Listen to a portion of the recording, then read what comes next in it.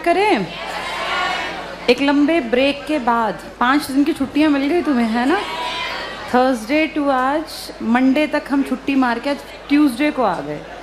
आज पढ़ना शुरू करते हैं और अब कंटिन्यूसली पढ़ के पॉलिटिकल साइंस को एक बार कंप्लीट कर लेते हैं ताकि फिर हिस्ट्री भी शुरू करने का हमारा पॉसिबिलिटी बने। भाई बातचीत नहीं करनी अब सबकी नज़रें बोर्ड पर हों। जो इम्पोर्टेंट टॉपिक आज एक बार रिवीजन करते हैं ताकि जब क्लास जुड़े तो तुम्हें ऐसा ना लगे कि क्या पढ़ रहे हैं। जो पुराना, क्योंकि मेरे ख्याल 15 दिन पहले कम से कम मैंने पढ़ाया होगा, 15-20 दिन हो गए होंगे। अब रेगुलर बेसिस पे तुम्हारी क्लास रहेगी। सुबह 9 बजे पहली क्लास मेरी ही होगी, तो जो लेट कमर्स हैं वो लेट ना आए, नुकसान में रहेंगे। टॉपिक निकला तो फिर समझ में नहीं आएगा। आज पॉलिटिकल साइंस शुरू कर रहे हैं और जहाँ तक पढ़ा था एक बार उतना लेके आते हैं पहले चीज़ों को, फिर पढ़ेंगे। मेरी क्लास में बातचीत नहीं चलेगी, ये बार बार नहीं बताऊंगी, एक बार बता दी जाएगी ये बात। सबकी नज़रें बोर्ड पर हैं, हर कोई समझे टॉपिक को, ये कॉन्सेप्ट समझने का है। पॉलिटिकल साइंस आपकी लाइफ में रोज़ रोज़ होने वाली घटना है। आप रोज़ देखते हैं, कभी कल आपने देखा होगा राष्ट्रपति का भी भाषण था। अभिभाषण क्या, नेशन के लिए एक स्पीच थी परसों शाम को, अगर तुमने सुनी हो। देखी थी वो स्पीच तुमने?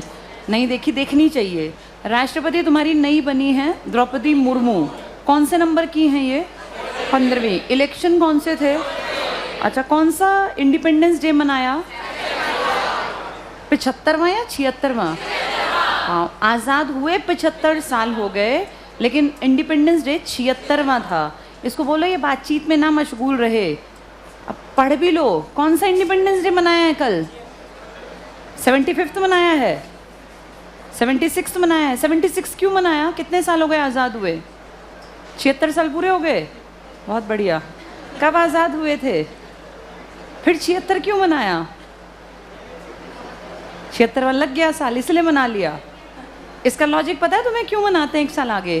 क्योंकि 1947 में तुमने पहला मनाया था, 1947 के बाद 48 में सेकंड मनाया, तो तुम्हें आज़ाद हुए 75 साल हो गए।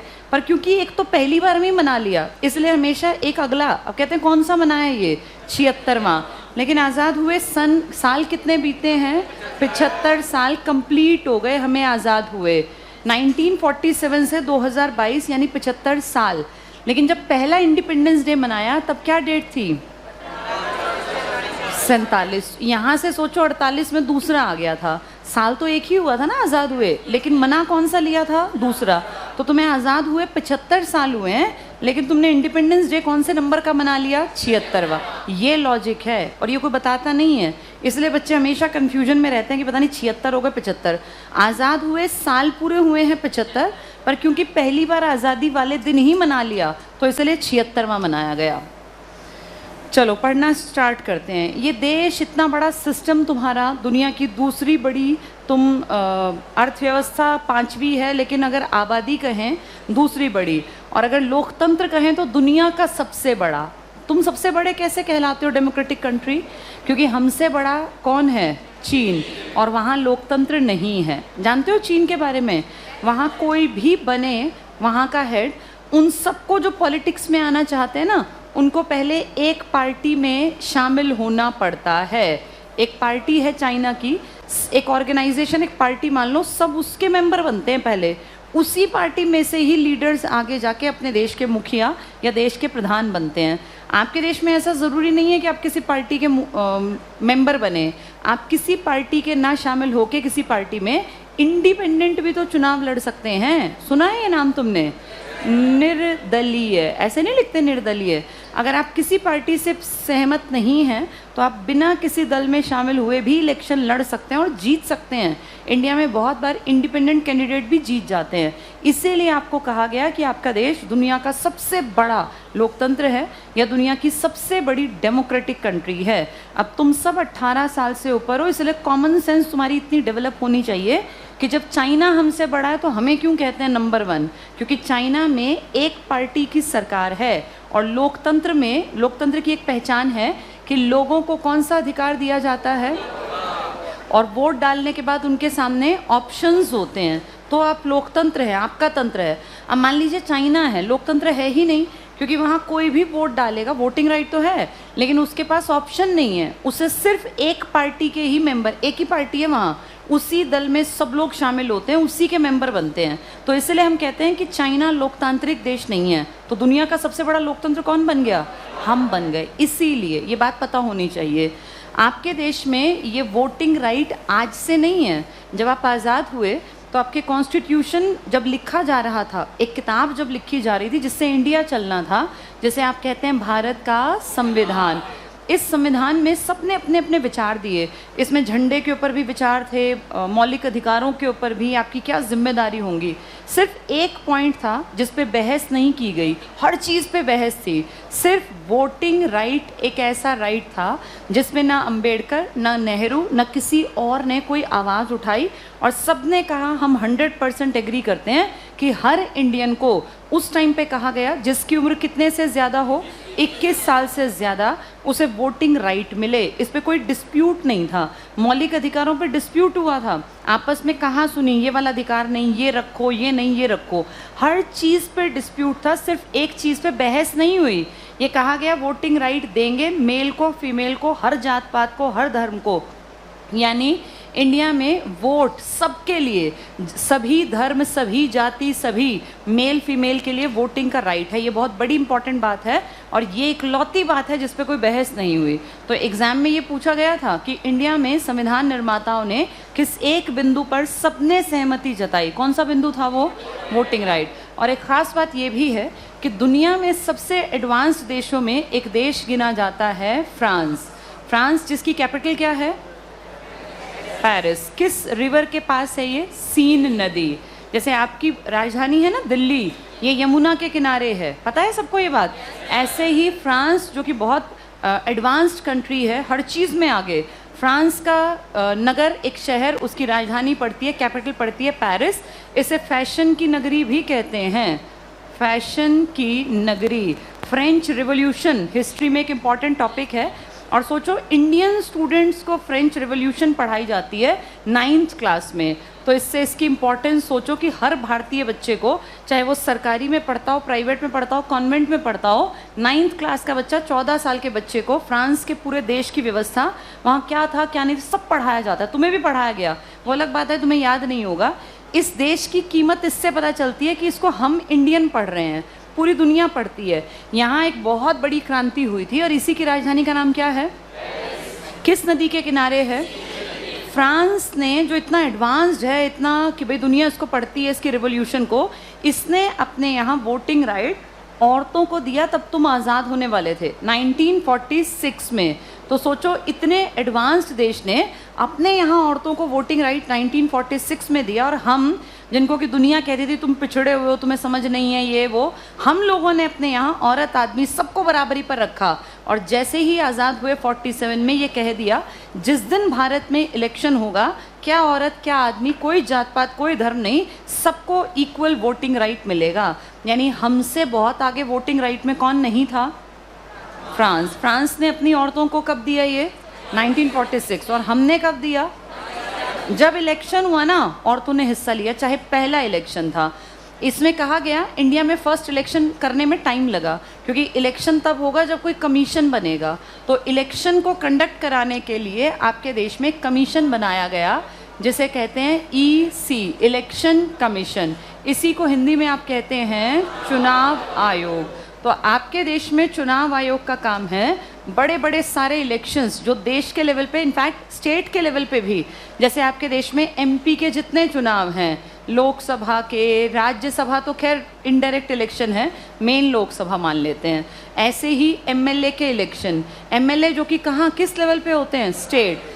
MLA कभी देश पे नहीं होता इलेक्शन, स्टेट लेवल पे होता है। और ये आपकी लेजिस्लेटिव असेंबली, जिसे आप हिंदी में कहते हैं विधानसभा, यहाँ जाके बैठते हैं। जैसे तुम बैठे हो ना, ऐसे ही हर स्टेट में विधानसभा है, उसमें मेल फीमेल SC ST सब लोग पहुँचते हैं। हर स्टेट के लिए रूल्स बनाने पड़ते हैं, रेगुलेशंस बनानी पड़ती हैं, नीतियाँ बनानी पड़ती हैं। आपके देश में कितने स्टेट्स हैं और कितने UT हैं?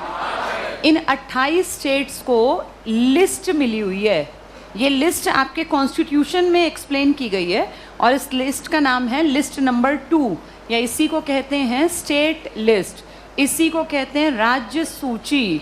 और इसमें टोटल मिलाकर 61 टॉपिक्स हैं जिस पे हर स्टेट अपनी मर्जी से काम कर सकता है और उसे कोई कुछ कहेगा नहीं, चाहे हरियाणा हो, राजस्थान हो, यूपी हो, बिहार हो, बंगाल हो, हर स्टेट को कहा गया 61 टॉपिक आपके पास हैं, आप इन पे अपने हिसाब से काम करो। एक एग्जांपल दे देती हूँ, पुलिस, जैसे पुलिस का टॉपिक है, हर स्टेट अपनी पुलिस में कैसा पेपर लेना है, कैसे क्वेश्चन डालने हैं, कितने मार्क्स का पेपर लेना है, फिजिकल पहले लेना है बाद में लेना है, मेडिकल कैसे रहेगा, हर किसी के पैरामीटर सेम नहीं है। दिल्ली में जितनी रेस होगी हो सकता है हरियाणा में उतनी रेस ना हो, उससे कम या ज़्यादा हो। हाइट की बात करें, हर स्टेट अपना हिसाब से डिसाइड करती है। तो इस टाइप के टॉपिक या पंचायती राज जैसे टॉपिक, ये किसकी जिम्मेदारी है डिसीजन लेना? स्टेट। तो हर स्टेट अपनी मर्जी से काम करता है। ऐसे टॉपिक पर काम करने के लिए उस स्टेट में कौन लोग बनाए गए हैं? ये एमएलए हर स्टेट के अलग अलग हैं क्योंकि हर स्टेट की पॉपुलेशन अलग है। अब जैसे सबसे ज़्यादा पॉपुलेटेड स्टेट कौन सा है? यूपी। तो ये ऑब्वियस सी बात है कि यूपी के एमएलए देश में सबसे ज़्यादा कितने हैं? 403 सबसे ज़्यादा एमएलए हैं यूपी में। 403 लोगों को चुनकर भेजते हैं यूपी की सारी जनता जिनकी उम्र 18 साल से ऊपर है। तो यूपी सबसे ज़्यादा पॉपुलेटेड है, सबसे ज़्यादा बसा हुआ है। यहाँ एमपी भी ज़्यादा जाते हैं। एमपी कितने हैं यूपी में? 80 लोकसभा के, 31 राज्यसभा के, और एमएलए सबसे ज़्यादा देश में 403 हैं। 403, 404 नहीं है, 403 है। इम्पॉर्टेंट है ये क्योंकि सबसे ज़्यादा है। अब इन 403 में से जिस पार्टी के सबसे ज़्यादा एमएलए होंगे वही लोग क्या बनाएंगे? सरकार। जैसे आज यूपी में किसकी सरकार है? बीजेपी की। योगी सब जानते हैं, बड़ा नाम है। तो ये मान के चलो कि बीजेपी को वहाँ 403 में से सबसे ज़्यादा सीटें मिली थी, इसलिए इनकी सरकार बनी। और यूपी की जितनी पॉलिसी बन रही हैं वो वही बना रहे हैं जो कि सरकार में बैठे हैं। तो हर स्टेट की अपनी एक सरकार होती है। हर स्टेट में पॉपुलेशन के अकॉर्डिंग सीटें दी गई हैं कि भाई इतने एमएलए बनाने हैं, इनको वहाँ की जनता बनाती है और ये जाके कहाँ बैठ जाते हैं? विधानसभा। इन्हीं में से एमएलए में से एक आदमी क्या बन जाता है? सीएम। सीएम मतलब चीफ मिनिस्टर। 25 साल की उम्र कम से कम होनी चाहिए आपके देश में सीएम बनने वाले की। 21 साल का, 18 साल का कोई सीएम नहीं बन सकता। मिनिमम एज कि सीएम बन सकें, सीएम बनने से पहले उसे एमएलए बनना पड़ेगा। और एमएलए की मिनिमम एज आपके यहाँ लिखी गई है, कितने साल? एमएलए की एज कितनी है? 25। एमएलए में से ये क्या बनेगा? जैसे मान लो इस क्लास में हम एक, जैसे स्कूल में नहीं होता, मॉनिटर नहीं बनता था क्लास का, भाई क्लास को माइंड करना उसका काम था। टीचर की एब्सेंस में वो नाम लिखता रहता था कौन कौन शैतानी कर रहा है, फिर टीचर आके उससे पूछता था, जिस जिसने शैतानी की उसकी धुनाई पिटाई होती थी। ऐसे ही माइंड करने का काम मान लो यहाँ पे करता है, भाई इन सब के ऊपर एक वॉच रखना, ठीक काम कर रहे हैं कि नहीं कर रहे। तो सीएम सरकार का मुखिया है। सीएम बनने से पहले क्या बनना पड़ेगा? और एमएलए वो हैं जिनको जनता बनाती है। क्या ये पॉइंट क्लियर हो गया? इस तरह से आपका काम करता है इलेक्शन कमीशन। अब आगे बढ़ते हैं। जो आपका ये कॉन्स्टिट्यूशन है जिससे आपका देश चल रहा है, इसको लिखने में बहुत मेहनत, बहुत मशक्क़त लगी। ये पूरी भारी भरकम किताब जिसमें उस टाइम पर 1,90,000 वर्ड्स थे, इतने शब्दों के साथ ये लिखा गया। इतने शब्दों को डिवाइड किया गया था 395 आर्टिकल्स में, जिसे आप कहते हैं हिंदी में अनुच्छेद। तो कितने आर्टिकल्स, कितने अनुच्छेद थे? 395। इसके 22 पार्ट्स या भाग थे और इसमें 8 जो कि अब बढ़ के हो गई 12 शेड्यूल्स, जिसे आप कहते हैं हिंदी में अनुसूचियाँ। तो अनुसूची, शेड्यूल्स, कितनी शेड्यूल्स थी ये? 12। पहले स्टार्टिंग में कितनी थी? 8। ये चीज़ें लगातार बढ़ रही हैं, लेकिन आपके एग्ज़ाम में अगर आए तो आप कहेंगे नंबर नहीं बढ़ रहा एज सच। ये 395 का 95 है, ये 22 से वैसे पढ़ोगे तो 25 हो गया, लेकिन पार्ट्स 23 पार्ट नहीं है। पार्ट्स आज भी कितने हैं? उसी में सब पार्ट्स बना दिए गए। आर्टिकल्स 395 से बढ़कर 470 के आसपास हो गए, लेकिन नंबरिंग अगर आप चेक करेंगे तो आज भी लास्ट नंबरिंग कितनी है? 395। अनुसूचियाँ बढ़ा दी गई हैं और 8 के बाद 9 भी है, 10 भी है, 11 भी है और 12। तो लास्ट शेड्यूल, लास्ट अनुसूची कौन से नंबर की है? 12वीं। ये आपकी इस किताब के अंदर है। इस किताब से आपका पूरा सिस्टम चलता है जो आप देख रहे हैं, पूरे देश का सिस्टम, जिसमें एमएलए बनते हैं, सीएम बनता है, एमपी बनते हैं, राष्ट्रपति बनता है। अभी हाल फिलहाल में 2 बड़ी पोस्ट भरी हैं। कौन कौन सी? एक राष्ट्रपति की और एक उपराष्ट्रपति। पता है ना सब लोगों को? राष्ट्रपति आपका कब बना था?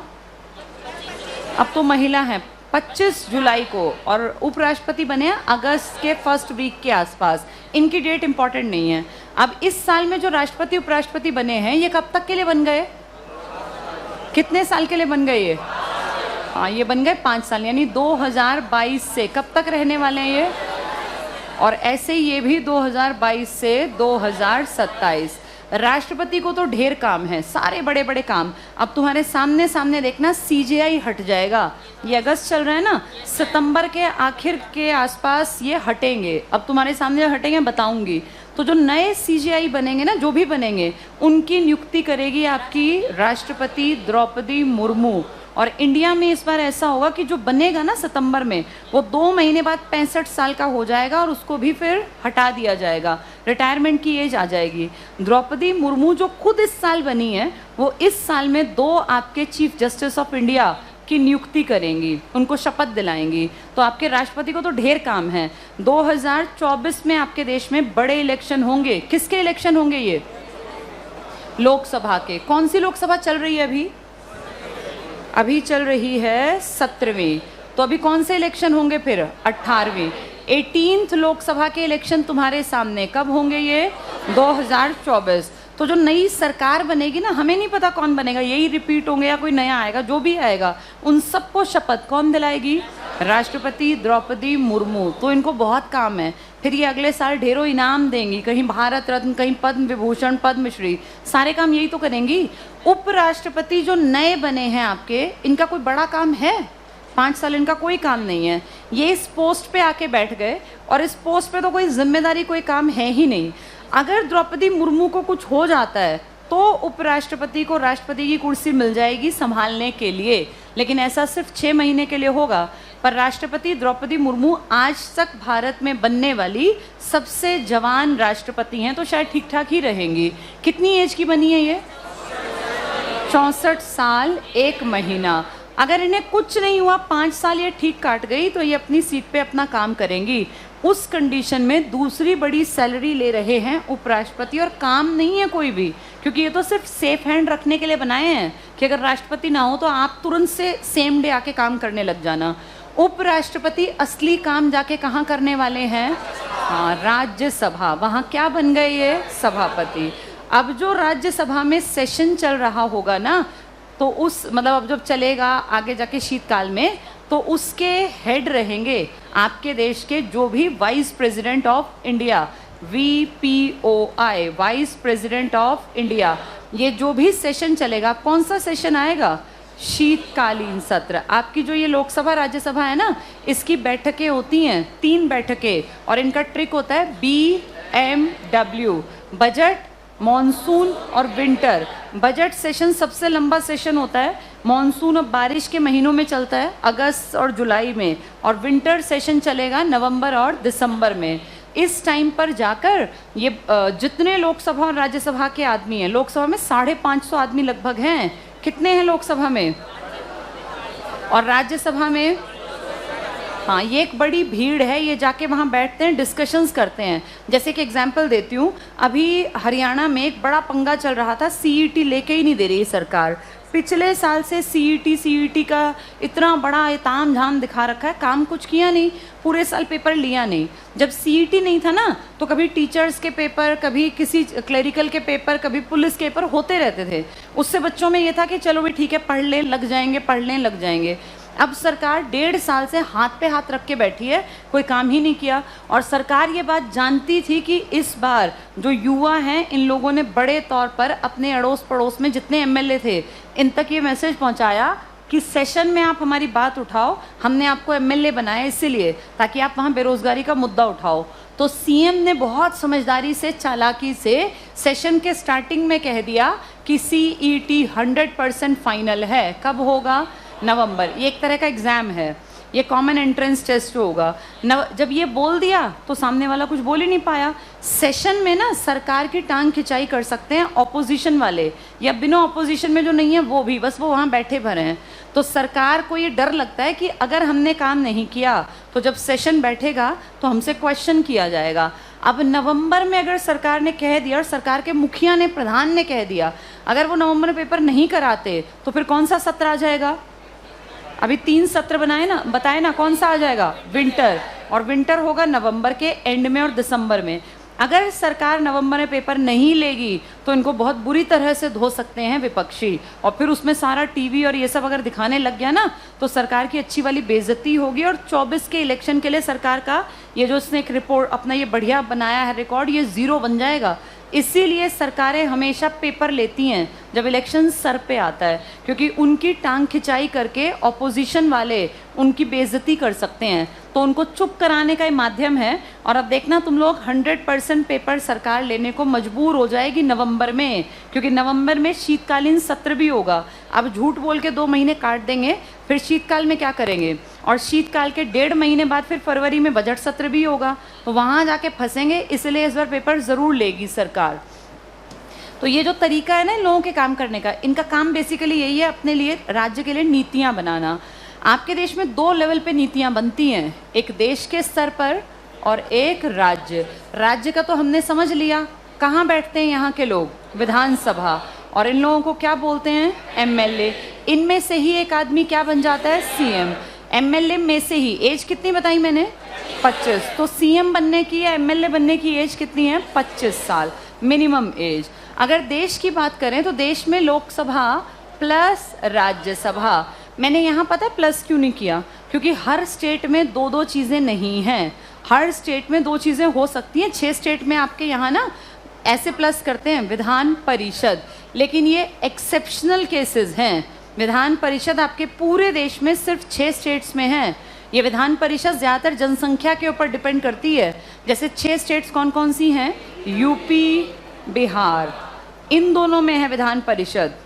महाराष्ट्र, कर्नाटक, आंध्र प्रदेश और तेलंगाना। तुम्हें लगेगा टफ है बहुत आसान।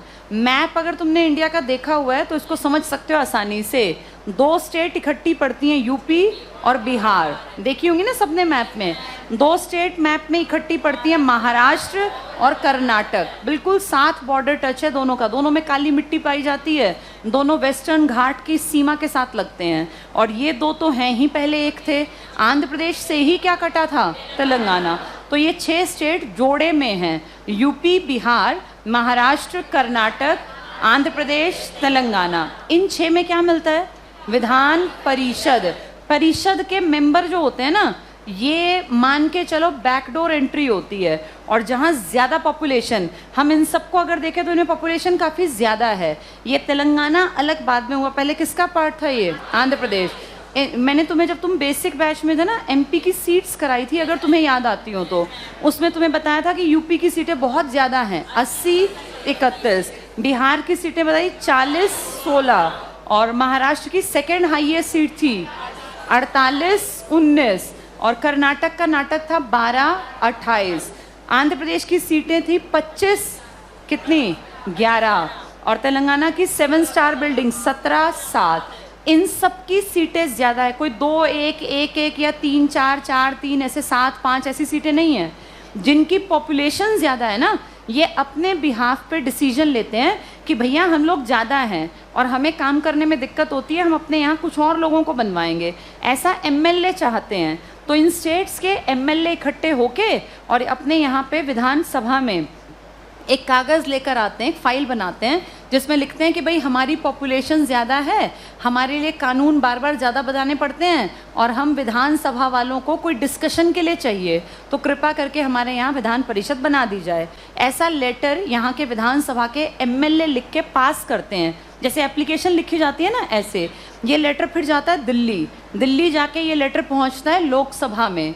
लोकसभा इस लेटर पे अगर साइन कर देती है कि ठीक है भैया हमें कोई दिक्कत नहीं, बना लो। ऐसे ही फिर राज्यसभा में जाता है लेटर। अगर ये भी साइन कर देते हैं तो प्रेसिडेंट ऑफ इंडिया फिर वो पढ़ता है और वो देखता है कितनी आबादी है, कितनी सीटें हैं, बनाने की ज़रूरत है कि नहीं है, और जैसे ही वो साइन कर देता है तुरंत से ये स्टेट अपने यहाँ क्या बना सकता है, विधान परिषद। आपके यहाँ इन स्टेट्स में विधान परिषद आज की डेट में है। ये मोस्ट इम्पॉर्टेंट क्वेश्चन है, ध्यान से समझ लेना। वहाँ 6-6 के जोड़े बदल देंगे, एक नाम बदलेंगे और कहेंगे किस में परिषद नहीं है, तो परिषद सिर्फ 6 में है। किस किस में? यूपी, बिहार, महाराष्ट्र, कर्नाटक, आंध्र प्रदेश, तेलंगाना। भाई साहब पढ़ने का टॉपिक था ये, ध्यान नहीं दिया। खड़े हो जरा लास्ट वाले, खड़े हो जरा लास्ट वाले। हाँ तुम ही हो लास्ट में, तुम्हारे साइड वाला, तुम बैठ जाओ। कितने स्टेट्स में है परिषद? ये नहीं बताएंगे, वो स्कूल वाली क्लास नहीं है कि पीछे से बच्चे बोल देते थे। स्कूलों में ऐसा होता है ना, टीचर ने खड़ा कर दिया एक को तो पीछे से बच्चे बता देते थे। 6 स्टेट्स अभी अभी बताई थी। कौन सी स्टेट्स बताई थी मैंने? कुछ टेंशन है? कोई टेंशन में हो? हाँ क्या कह रहे हो? क्या बोल रहे हैं ये? बुखार है बेटा, फिर मत आते। 5 दिन में बुखार ठीक नहीं हुआ? चलो बैठ जाओ। बहुत सारे लोग नहीं पढ़ रहे। तुम लोगों को ना ये सब चीज़ें लगता होगा कि ऐसे टाइम पास हो रहा है। टाइम पास नहीं हो रहा, ये तुम्हारी लाइफ की सबसे इम्पोर्टेंट बातें हैं जो तुम्हारी लाइफ में भी काम आएंगे, पेपर में तो आनी ही आनी है। परिषद के क्वेश्चन मुझे यहाँ से सब दिखता है कौन क्या कर रहा है। हाँ आप सामने देखते रहो बिल्कुल ध्यान से। तो ये 6 स्टेट सबकी समझ में आ गए? हाँ देखो, तुम यहाँ आए हो ना 1 साल का टारगेट बना के और यहाँ से निकलने की कोशिश में रहो। अब अगर तुम लोग CET पास नहीं हुए ना तो अगला CET 1.5 से 2 साल बाद होगा, फिर तुम कोई पेपर नहीं दे सकते। CET हरियाणा वालों के लिए खासकर, यूपी बिहार में तो अपने स्टेट लेवल के होते रहेंगे उनके, राजस्थान के। CET हरियाणा में जिस बच्चे का फेल रह गया वो अगले 2-3 साल तक तो पेपर के लायक भी नहीं है, क्योंकि CET पास करने के बाद पेपर दिए जाएंगे। इसके बाद होंगे फिर पुलिस के पेपर, या इसके बाद होंगे फिर टीचिंग के पेपर। उससे पहले आप पास अगर ये नहीं हुआ ना तो आप ये मानो आपकी वैल्यू 0 है अगले 2-3 साल। ये क्या पता आप 2 साल बाद लें, 1.5 साल से तो अभी भी नहीं ले लिया। तो इसीलिए बहुत ज़्यादा अलर्ट अटेंटिव रहो। देखो अपने आप को बीमार होने से बचाना भी तुम्हारी जिम्मेदारी है। आप 4-5 दिन में अच्छी डाइट लेते, थोड़ा घूमते फिरते, ताकि दिमाग को एक तरह से रिफ्रेश करके आना होता है। बात नहीं करनी, मेरी बातें सुन लो। तो CET को अपना ये मान लो करो या मरो वाला काम है तुम्हारा। अगर तुम हरियाणा वाले रह गए ना तो अगले 3 साल तक तुम किसी पेपर के काबिल नहीं हो। फिर तुम बैठना कि अगला CET जब होगा तब तुम वो पेपर दोगे, उसमें पास होगे, फिर कभी नौकरी निकलेंगी। अब ये खेल नहीं रह गया। पहले क्या था, एक पेपर फेल हो गया कोई बात नहीं, 4 महीने बाद फिर दूसरा हो जाएगा, फेल हो गया फिर तीसरा हो जाएगा। अब ऐसा नहीं है। अब पहले CET जब होगा उसको पास करना है, उसके बाद फिर नौकरियों के पेपर निकलेंगे। तो ये मान के चलो कि इसको अगर तुम फेल कर गए ना तो फिर तुम्हारे पास आगे कुछ नहीं है। 2-3 साल बाद ज़िंदगी भाग जाएगी। तुम्हारी एज सबसे ज़्यादा जल्दी भागती है जिस एज में तुम बैठे हो। तो ध्यान से मेरी बातों को सुन और समझ लो कि ये कौन कौन से स्टेट बताए। बताओ कौन से स्टेट बताए मैंने? यूपी, बिहार, महाराष्ट्र, कर्नाटक, आंध्र प्रदेश, तेलंगाना। क्लियर सबको? ये यहाँ बैठने वालों को क्या बोलते हैं? नहीं, इसमें बैठने वालों को बोलते क्या हैं? MLA तो विधानसभा में बैठते हैं, यहाँ बैठने वालों को बोलते हो MLC। तुमने सुना ही नहीं क्योंकि तुम्हारे राज्य में किसी किसी में है। Member of legislative council. बहुत ध्यान से समझो, बहुत टफ टॉपिक है अब जो पढ़ा रही हूँ। Member of legislative council. MLA her state में है। जो इंडिया में रहता है उसने अनपढ़ को ही पता है कोई MLA नाम की हस्ती होती है, भाई MLA आ गया। MLA सबने सुना, MLC नहीं सुना, क्योंकि MLC सिर्फ कितने स्टेट्स में है? हाँ, केवल 6 राज्यों में है। यूपी, बिहार, महाराष्ट्र, कर्नाटक, आंध्र प्रदेश और तेलंगाना। अब ये MLC बनाता कौन है? MLA को तो तुम और मैं बनाते हैं। MLC कैसे बनते हैं? बहुत बहुत टफ और इम्पॉर्टेंट टॉपिक है, ध्यान से देखो। MLC बनाने का तरीका होता है, जितने टोटल MLC हैं ये कम से कम 40 होंगे और ज़्यादा से ज़्यादा होंगे 1/3 ऑफ टोटल MLA।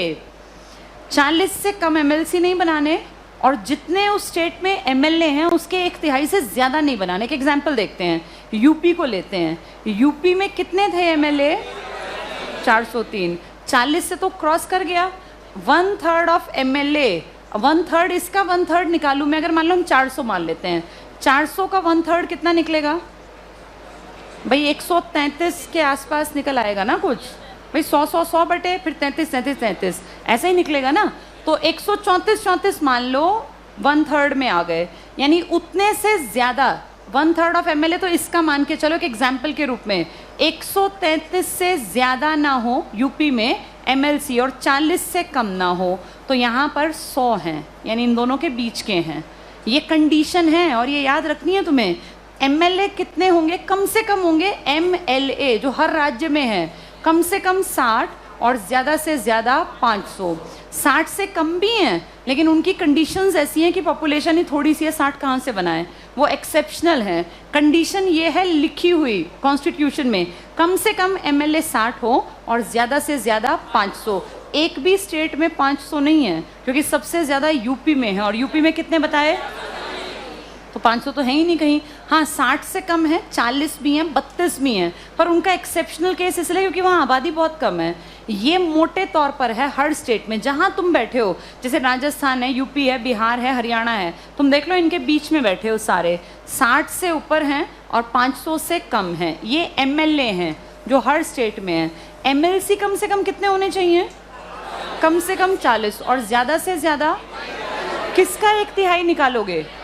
उस स्टेट के एमएलएज का। आ गई समझ में ये बात? ये इंपॉर्टेंट है, बहुतों की समझ में नहीं आता।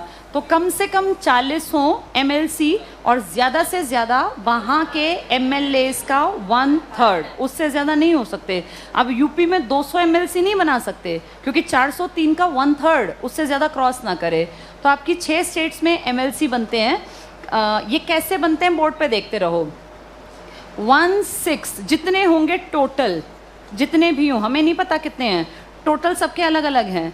टोटल का 1/6 1/6 इनको कोई नहीं बनाता, इनको उस स्टेट का गवर्नर, जिसको आप कहते हैं राज्यपाल, ये देखता है भाई कौन कौन इस राज्य में काबिल हैं, अपनी फील्ड में कौन कौन बढ़िया हैं। जैसे कोई है ना बहुत बढ़िया एक्सपर्ट्स टाइप के लोग, उन लोगों को यहाँ भेज देता है। इसमें कोई साइंटिस्ट हो सकता है, कोई थिएटर पर्सनालिटी, हीरो हीरोइन, कोई बहुत अच्छा आर्टिस्ट है, कोई बहुत बड़ा लेखक है, डायरेक्टर है, कोई प्रोड्यूसर जिसने कोई अच्छा काम किया, समाज सेवी है कोई। ऐसे लोगों को जो अपनी फील्ड के क्या होते हैं? एक्सपर्ट्स। इन लोगों को राज्यपाल उठा के और कहता है सर आप एमएलसी की कुर्सी पे बैठ जाइए। ये टोटल में से कितने लोग होंगे? ये 1/6। समझ में आ गई ये बात? अब ध्यान से देखो, मैं 2 इधर लिखूंगी, 2 इधर लिखूंगी। 1/3 1/3 और इधर 1/12 1/12। याद रखना बेहद आसान है इसलिए ऐसा लिखा ही है, वरना मैं 1/3 से पढ़ाना स्टार्ट करती। बीच में याद कर लो 1/6, इस तरफ 1/3 1/3 और उधर 1/12 1/12। अब ये बनेंगे कैसे, ध्यान से समझना। ये बनाते हैं उस स्टेट के एमएलए, एमएलसी बना रहे हैं एमएलए। टोटल अगर 100 हैं तो 33 को भेजते हैं एमएलए। मैंने आपको पहले ही कहा आपके देश में राजनीति में बैकडोर एंट्री है। बैकडोर का मतलब जिसमें आप कुछ नहीं करेंगे, पीछे से उनकी एंट्री है पावरफुल पोस्ट पर। आपके यहाँ 4 चीज़ें काम करती हैं, एक लोकसभा, एक राज्यसभा, ये काम करती हैं देश में। राज्य में काम करती हैं लेजिस्लेटिव असेंबली और लेजिस्लेटिव काउंसिल, इसी को आप कहते हैं विधानसभा और विधान परिषद। परिषद मतलब काउंसिल, असेंबली मतलब सभा, विधान तो लेजिस्लेचर बोलते हैं। यहाँ पे जनता भेजती है। जनता को पसंद है तो लोकसभा में जाएगा कोई, जनता को ना पसंद है चाहे मोदी जी हो, जनता पसंद करेगी तो जाएंगे वरना नहीं जाएंगे लोग। ये जो अपनी विधानसभा है, लेजिस्लेटिव असेंबली, इसमें भी कौन भेजती है? जनता।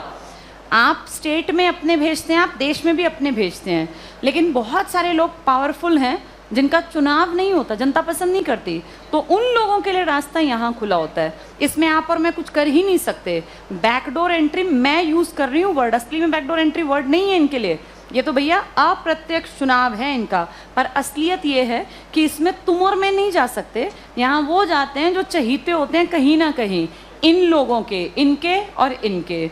अब मोदी जी को अपना कोई खास आदमी अगर सरकार का मेंबर बनाना है, सरकार में कुछ उसको पोस्ट देनी है, और मान लीजिए वो हार गया, तो मोदी जी या कोई भी, कांग्रेस भी हो सकती है, कोई भी पार्टी, मैं एक एग्जाम्पल दे रही हूँ, उनके पास ऑप्शन है वो उनकी एंट्री कहाँ से करा दें, और राज्यसभा से मंत्री बन सकता है। आपकी निर्मला सीतारमण जी जीत के थोड़ी ना आई थी लोकसभा से, इसकी तो थी राज्यसभा की। मनमोहन सिंह आपके 10 साल पीएम रह गए, राज्यसभा के मेंबर थे, लोकसभा के थोड़ी ना थे। तो लोकसभा में अगर आपका कोई खास आदमी नहीं आ पाता सरकार का, तो उसकी बैकडोर एंट्री कहाँ से करवा लाते हैं, राज्यसभा। सेम ऐसे स्टेट में भी है, कोई पावरफुल आदमी था और जनता ने पसंद नहीं किया, तो उसके लिए कहाँ का रास्ता खुला होता है, विधान परिषद का, लेजिस्लेटिव काउंसिल का। इन दोनों के इलेक्शन इनडायरेक्ट होते हैं। तुम और मैं कुछ नहीं करते, ना हमें कोई बताता, हमें तो पता भी नहीं चलता ये कब बन जाते हैं। अब जैसे हमें से मेरा मतलब है जिनके स्टेट में ये हैं उनको पता चलता होगा, बाकियों को नहीं। यूपी वालों को पता चलता होगा विधान परिषद के इलेक्शन हुए, पर उस इलेक्शन में जनता का कोई रोल नहीं है। 1/6 किसने भेज दिए हैं, गवर्नर ने। कौन है वो अपनी फील्ड के? 1/3 किसने भेजे हैं? तो अब तुम बताओ, एमएलए आम आदमी को भेजेगा या अपने चहीतों को भेजेगा? जो उनके खास आदमी है, भैया चलो तुम एमएलसी में आ जाओ, कोई बात नहीं, पावर की पोस्ट तुम्हें ज़्यादा नहीं मिली पर तुम्हारी एंट्री करा दी, पेंशन तो बंधी गई, जो यहाँ तक आया पावर में तो बैठे ही हैं। 1/3 को भेजते हैं जो बड़े बड़े, जैसे बिजली बोर्ड या मान लीजिए जल बोर्ड, नगर निगम, इस टाइप की चीज़ें होती है ना हर स्टेट में, हर शहर में, ये लोग भेजते हैं। कितने लोगों को? 1/3 को। अब इनमें भी ज़्यादातर लोग, जैसे मेयर टाइप नहीं होते हर स्टेट में, हर उसमें भाई यहाँ का मेयर ये बन गया, ये भी तो आगे जाके एमएलए और इसके इलेक्शन लड़ेंगे। तो ये देखो दोनों राजनीति टाइप के लोग ही भर देते हैं इन पोस्ट को आके। 1/3 को भेजते हैं एमएलए खुद नहीं जाएंगे, अपना कोई प्यारा, कोई रिश्तेदार, कोई जानकार जिसकी अच्छी पैठ हो समाज में, एमएलए भेजेंगे 1/3 को भेजेंगे नगर निगम, बिजली निगम, जल निगम, इस टाइप की संस्थाएं। 1/6 किसने भेजे थे? अब अपने आप दिमाग लगाओ, राज्यपाल खुद काम करता है या सीएम की मर्जी से करता है? सीएम। आपके देश में 2 पोस्ट ऐसी हैं जो बस वही करेंगे जो उनके नीचे वाले चाहते हैं। एक तो आपके देश का राष्ट्रपति को ऐसा करना पड़ता है जो कौन चाहता है? पीएम। और एक आपके राज्यपाल को वो करना पड़ता है जो कौन चाहता है? सीएम। 99% केसेस में ऐसा ही होता है, लेकिन कई बार ऐसा होता है कि सीएम की चाहत के बिना भी राज्यपाल काम कर देता है। ऐसा राज्यपाल कब करता है? जब राज्यपाल देखता है कि मैं किसी ऐसे स्टेट में हूँ जहाँ की सरकार देश की सरकार से अलग है। एक एग्जाम्पल देती हूँ आपको। मान लीजिए किसी स्टेट में इस टाइम पर कांग्रेस की सरकार है कांग्रेस की गवर्नमेंट, वहाँ का राज्यपाल कांग्रेस का नहीं होगा। राज्यपाल किसने भेज रखा है? बीजेपी। क्योंकि राज्यपाल देश के जितने हैं ना उन सबको केंद्र से भेजा जाता है। तो इस टाइम पर जहाँ पर, एक एग्जांपल चलो पंजाब ले लेते हैं, किसकी पार्टी है यहाँ? आम आदमी पार्टी। लेकिन यहाँ का जो हेड होगा ना स्टेट का, जो गवर्नर होगा, वो आम आदमी पार्टी का नहीं है। वो किसने भेज रखा है? वो बीजेपी ने, क्योंकि पूरे देश के गवर्नर बीजेपी ने भेजे हैं। तो ऐसा हो सकता है कि पंजाब के गवर्नर की तू मैं हो जाए वहाँ के सीएम से, पॉसिबिलिटी है ऐसी, क्योंकि दोनों अलग अलग पार्टीज़ के हैं। ऐसा होने के कारण, वापस चलते हैं अपने टॉपिक पर, राज्यपाल वैसे मानता सीएम की है पर ज़रूरी नहीं है, जहाँ ऑपोजिशन की पार्टी हो वहाँ ना भी माने, इसकी मर्जी है। खैर 99% केसेस में ये एक्सपर्ट्स उससे पूछ के ही भेजता है। ये 3 पावर की पोस्ट हैं। 1/6 को भेजने वाला राज्यपाल है, 1/3 को भेजने वाले एमएलए हैं, 1/3 को भेजने वाले बिजली और जल निगम और जो ये स्थानीय निकाय होते हैं। अब ये देखो छोटे आंकड़े हैं, थोड़ा सा जनता को लगे भाई हमारी भी कीमत है। तुम्हें लग रहा होगा इसमें हम तो कहीं आए नहीं, अब तुम भी आओगे। कैसे? 1/12 इनको भेजते हैं उस स्टेट के जो टीचर्स हैं। अब कौन से टीचर्स? वो टीचर्स जो गवर्नमेंट जॉब में हैं और जिनका पंजीकरण हो गया, पंजीकरण कराना पड़ता है इसमें, और उनको सरकारी नौकरी में रहते रहते 3 साल हो गए, 3 साल से वो सरकारी स्कूल में टीचर हो और वो 8th क्लास से ऊपर का टीचर हो। ये कंडीशन है, प्राइमरी वाला नहीं चलेगा। 8th क्लास से ऊपर का टीचर कम से कम नौकरी करते हुए कितने साल पूरे हो गए? 3 साल। और वो सरकारी स्कूल में टीचर है। ऐसे टीचर्स जिनका पंजीकरण हो गया, वो कितने मेंबर्स को भेजेंगे? 1/12, 1/12। और 1/12 को जो ग्रेजुएशन कर चुके हैं तुम्हारी तरह के बच्चे, उनका भी पंजीकरण हो गया हो और उन्होंने 3 साल की ग्रेजुएशन की हो और उन्हें 3 साल हो गए हों ग्रेजुएशन के बाद, क्योंकि वो कहते हैं ग्रेजुएशन वालों को उतनी बुद्धि नहीं होती, तो ये कंडीशंस देखो, ग्रेजुएट हो कम से कम 3 साल वाली ग्रेजुएशन, क्योंकि कई स्टेट्स में 2 साल की भी है ग्रेजुएशन, और कितने साल पास हुए हो गए, 3 साल। ऐसे लोग 1/12 को भेज सकते हैं, पर नाम पंजीकरण कराना पड़ेगा पहले, पंजीकृत नहीं है तो फिर एलिजिबल नहीं हो। ये तुम्हें ये दिखाने के लिए कि तुम भी शामिल हो। टीचर्स जनता में से आते हैं, स्टूडेंट भी, लेकिन तुम देखो आज तक तुम्हें ये बात पता थी कभी? ये हमें पता ही नहीं चलती। मैं भी टीचिंग में थी, हमें पता ही नहीं चली ये बात। ये तो बाद में पढ़ के पता चलता है कि ऐसा भी होता है। ये जो टीचर्स लगे हुए हैं ना, इनमें भी आधे जो ऊपर तक की पहुंच होती है जिन लोगों की, वही लोग इसका फ़ायदा उठाते हैं। आम आदमी को पता ही नहीं चलता ये कब क्या हुआ। ये 5 चीज़ें समझ में आ गई। ये बनाते हैं विधान परिषद, तो अपने दिमाग में ये बिल्कुल बैठा लो। 1/6 बीच में रखो, 1/3 1/3, 1/12 1/12। 1/6 कौन है?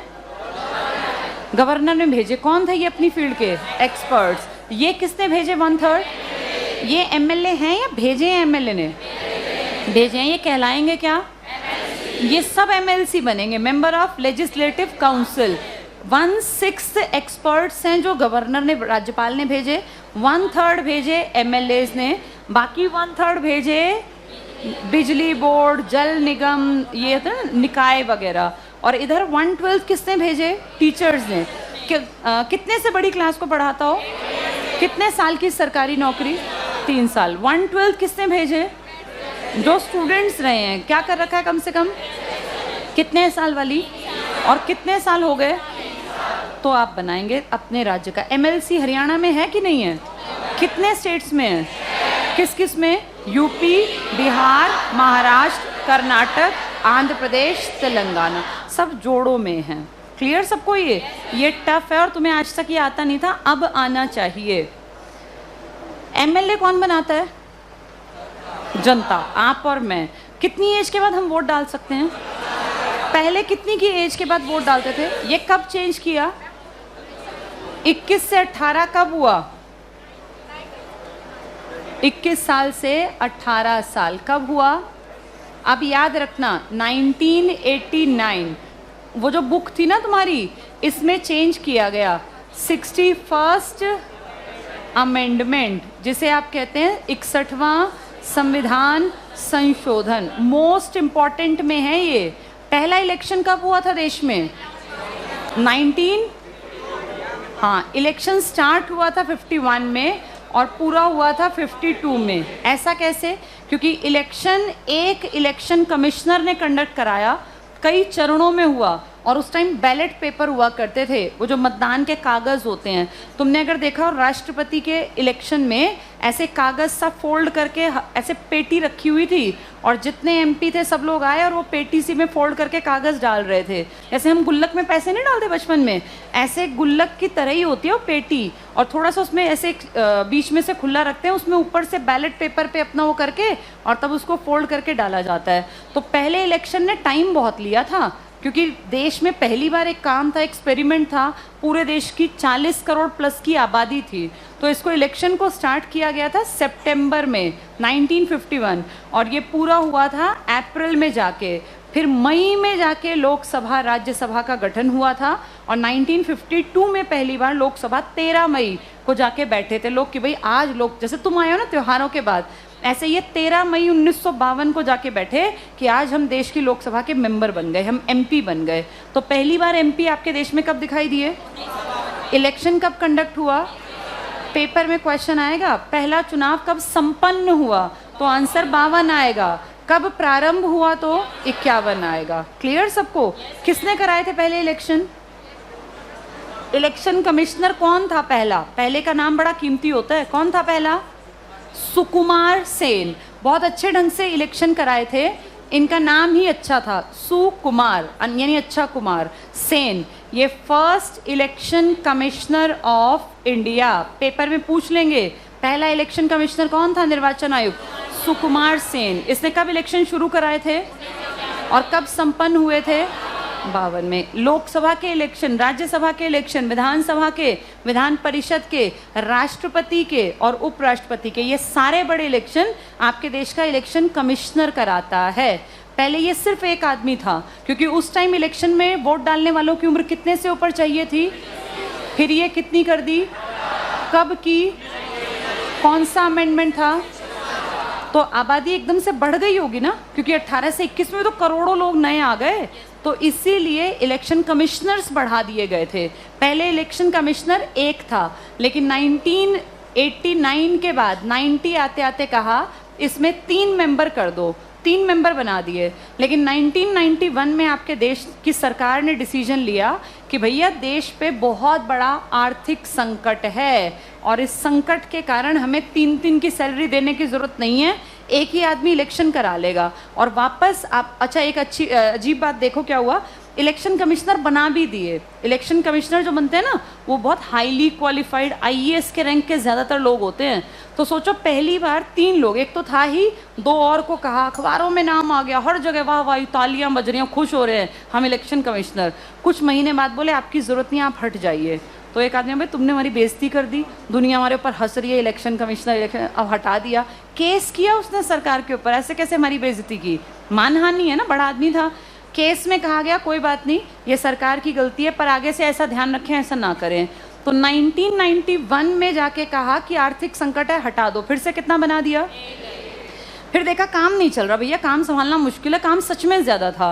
1996 में कहा गया कि वापस से बढ़ा देते हैं और अब की बार हटाएंगे नहीं, वरना फिर कोई मानहानि का केस कर देगा।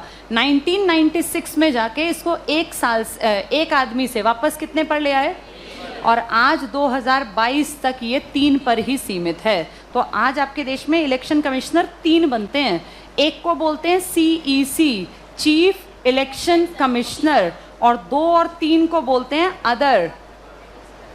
Other election commissioner. Additional word use नहीं करते, अदर ही बोलते हैं इनको, अदर इलेक्शन। अन्य इसको कहेंगे मुख्य निर्वाचन आयुक्त, इन्हें कहते हैं अन्य निर्वाचन आयुक्त। इसका एक तरीका क्या है, कोई भी नंबर 1 पे नहीं आएगा, सबको पहले 3rd पे आना है, 1 रिटायर होगा, 1 हटेगा, फिर 2nd वाला 1 पे बैठेगा जाके, 3rd वाला 2 पे, और एंट्री कहाँ होती है हमेशा 3rd पे। यहाँ पहुँचने वाले 99.9% लोग वो हैं जो IAS या UPSC के किसी एग्ज़ाम के थ्रू IPS, IFS, IRS कई बार बन जाते हैं। यहाँ इतने पढ़े लिखे और काबिल लोगों की ही जगह है ये, क्योंकि इलेक्शन सबसे बड़ी जिम्मेदारी है, तभी आप लोकतांत्रिक हैं। इलेक्शन में गड़बड़ है तो फिर कैसा लोकतंत्र है, वो अलग बात है कि है गड़बड़, लेकिन रियलिटी में और किताबी पढ़ाई में अंतर है आपके देश में।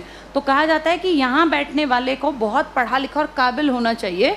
तो चीफ इलेक्शन कमिश्नर और अदर इलेक्शन कमिश्नर, इसकी पोजीशन बड़ी स्ट्रांग होती है। ये अपने से नीचे वालों की चुगली करके भी हटवा सकता है। चुगली इन द सेंस तुम्हें समझाने के लिए, चुगली ऐसे नहीं होती, इसका मतलब है ये गड़बड़ करे। मान लो किसी एक पार्टी के साथ साठगांठ अच्छे रिश्ते बनाने लगे, पैसा खाने लग जाए, गड़बड़ करे, तो ये सीधे इनकी शिकायत राष्ट्रपति को करेगा। और CEC अगर राष्ट्रपति को कह देगा ना कि सर ये आदमी ठीक से काम नहीं कर रहा, गड़बड़ कर रहा है, तो राष्ट्रपति इनको हटा देगा। इनमें इन दोनों की इतनी हैसियत नहीं है कि ये दोनों मिलके भी इसको हटवा सकें। ये दोनों भी कहेंगे तो भी ये नहीं हटेगा, और ये एक कहेगा और दोनों को हटवा देगा। तो ज़्यादा स्ट्रॉन्ग पोजीशन में कौन बैठा है, CEC, चीफ इलेक्शन कमिश्नर। सारे देश के इलेक्शन ये कराते हैं, पूरे देश के, राज्य के, हर चीज़ के। लेकिन आपके देश में एक छोटे लेवल के इलेक्शन होते हैं जिससे आप कहते हैं पंचायती राज। इलेक्शन चलते रहते हैं ना पंचायत के, इसके इलेक्शन कभी भी देश नहीं कराता। फिर कौन कराता है, स्टेट, क्योंकि पंचायत स्टेट लिस्ट का टॉपिक है। इसीलिए आपके देश के हर स्टेट ने अपना स्टेट इलेक्शन कमिश्नर भी बना रखा है। तो हर स्टेट के पास क्या बन के बैठा हुआ है, स्टेट इलेक्शन कमिश्नर। पंचायत के चुनाव कितने साल में होते हैं, यानी बस 5 साल में एक ही बार काम करते हैं, बाकी काम ज़्यादा नहीं करते। स्टेट इलेक्शन कमिश्नर का काम सिर्फ गांव के स्तर पे है। ये अपने स्टेट के लिए MLA के इलेक्शन नहीं कराएगा, ना MLC के, पूरे देश के और स्टेट के भी इलेक्शन कौन कराएगा, देश का इलेक्शन कमिश्नर। कितने कमिश्नर हैं तुम्हारे पास, किस रैंक के आदमी यहाँ आते हैं, यूपीएससी क्रैक करके जिनका एक्सपीरियंस है। आ गया समझ में सबको? ऐसे करके तुम्हारा पूरा सिस्टम चलता है। अब बताओ देश में कितनी जगह एमएलए हैं? सोच के बताना। एमएलए हर जगह हैं। कितने स्टेट्स हैं? और 2 यूटी, दिल्ली और पौंडीचेरी। कितने में एमएलए हैं? सारों में हैं। कोई स्टेट बिना एमएलए के चलेगा कैसे? और 2 यूटी भी, दिल्ली और पौंडीचेरी भी एमएलए बनाते हैं। ये केजरीवाल और क्या है? एमएलए ही तो था, तभी तो सीएम बना। तो कितने आपके देश में टोटल विधानसभाएं हैं? 30। ये सब विधानसभाओं की बात हो रही है। विधान परिषद कितनी है? परिषद किस किस में है? महाराष्ट्र, कर्नाटक, आंध्र प्रदेश, तेलंगाना। अब बताओ कम से कम कितने चाहिए परिषद में आदमी? कम से कम 40। और ज़्यादा से ज़्यादा किसका 1/3?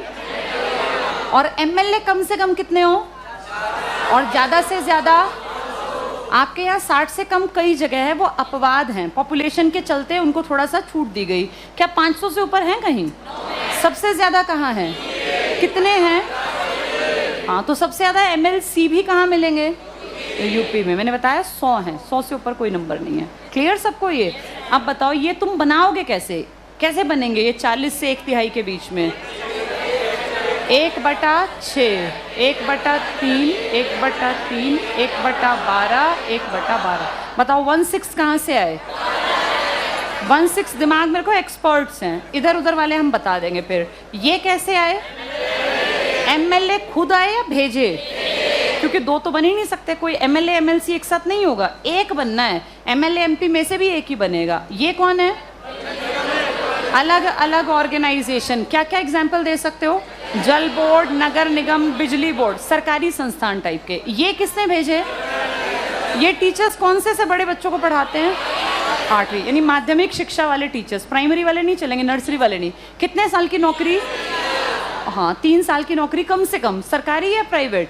सरकारी, पंजीकृत हो। ये कौन है? ये स्टूडेंट हैं। क्या पढ़े हुए हैं ये? कितने साल वाली? और पढ़े हुए कितने साल हो गए? कितने लोगों को भेजेंगे? तो टीचर और स्टूडेंट कम लोगों को भेजते हैं। 1/12 तो कम हो गया ना। ज़्यादा लोगों को कौन भेजते हैं? एमएलए और ये संस्थान वाले। और इन दोनों के बीच का एक्सपर्ट्स किसने भेजे? गवर्नर। गवर्नर कौन बनाता है? गवर्नर कौन बनाता है? राष्ट्रपति। किसकी मर्जी से बनते हैं? कितने गवर्नर होंगे तुम्हारे देश में?